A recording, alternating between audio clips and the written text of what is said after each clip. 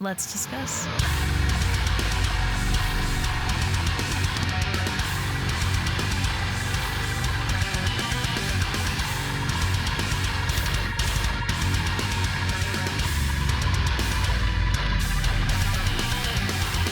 Hey everyone, it's Rachel back again with another reaction video, and today I'll be checking out a new track from Joshua Travis. It features Andy Cizek on vocals and Steven Taranto, which this will be my first experience with Steven Taranto, but looking him up, it looks like he's a guitarist, so he will feature on this track as well. This is released through Sharptone Records, so this will be the first single Josh is releasing through Sharptone or anything like that, which is very exciting. Shout out to Sharptone for sending this over to me. I am stoked to check this out. I've checked out other singles that Joshua has put up on his Spotify page with Andy, Gouge being my favorite. They are killing it with everything they've done, and his other singles non-featuring Andy as well are excellent. So I'm going to stop talking, and we are going to get straight into Web of Lies by Joshua Travis featuring Andy Cizek and Steven Taranto.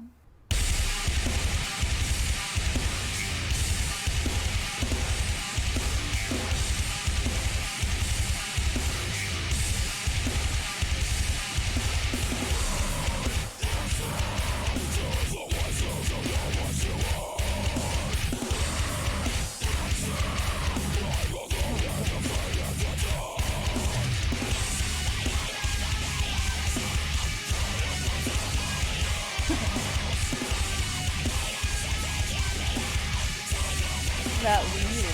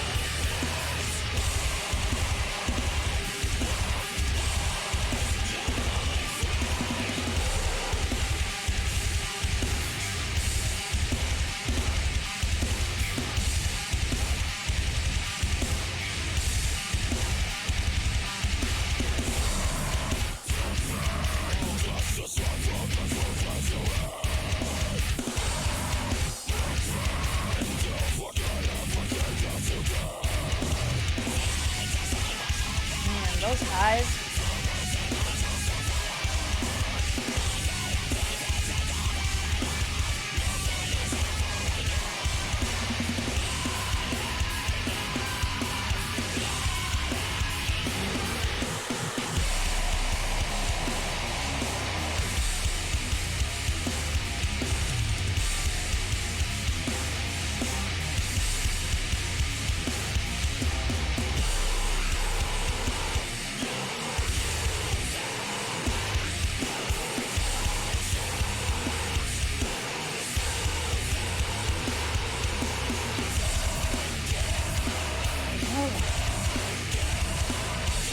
Chaos. That's what.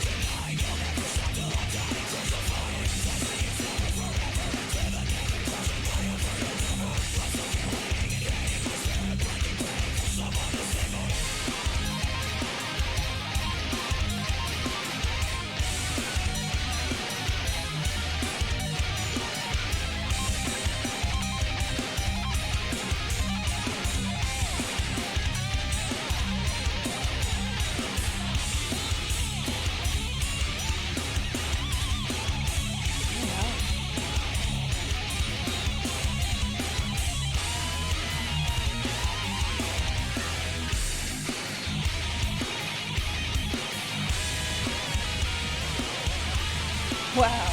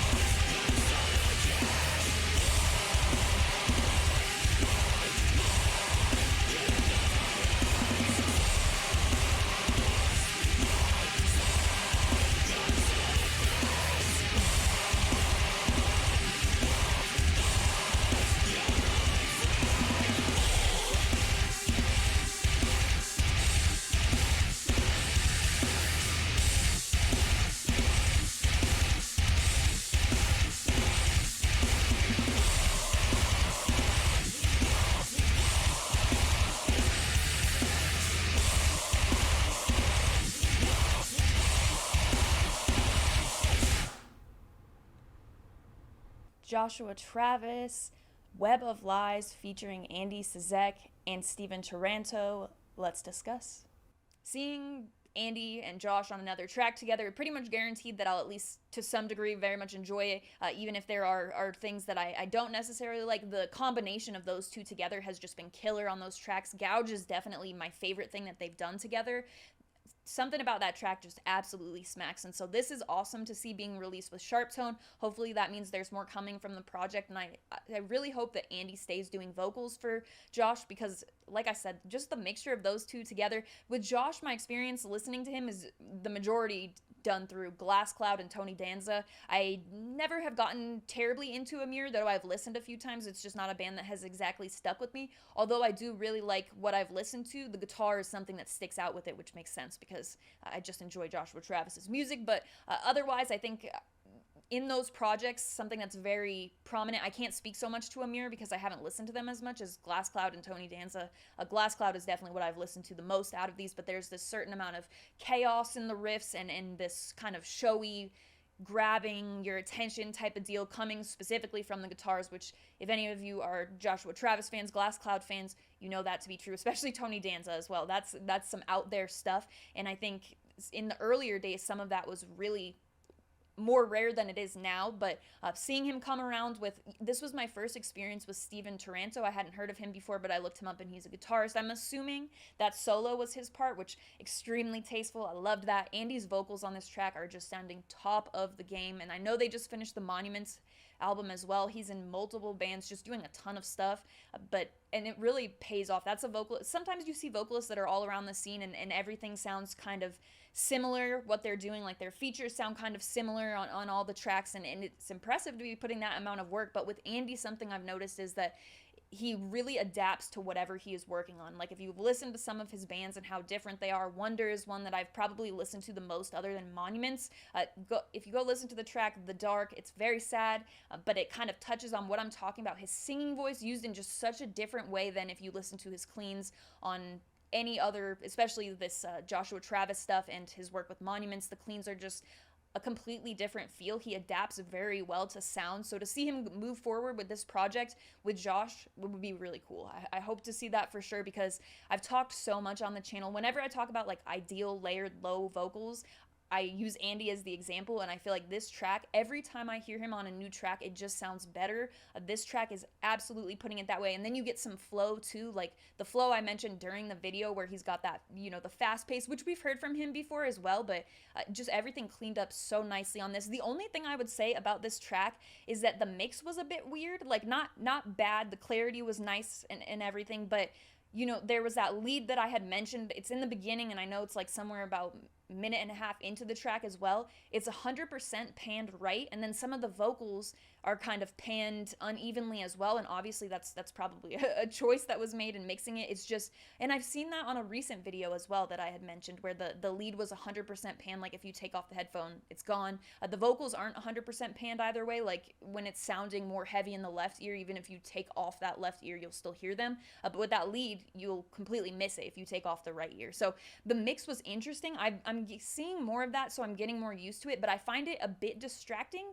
It's not a bad thing. It's obviously like a taste choice thing. It might make it, so obviously it makes sense in theory, I think, like having the guitar more present in one ear while the vocals more present in the other, giving it some sort of like, an angle, I guess, an audio angle, whatever the case may be. I don't fully understand it, and I'm seeing more of it lately, but it's definitely something that stuck out. I re-listened to the track after and took off my right ear for that lead, and I was like, okay, another one like this. But anyway, I don't 100% dislike it or anything. It's just something I think I'll adjust to, and is a bit the only thing that kind of stood out to me as could even go towards something that I didn't really love.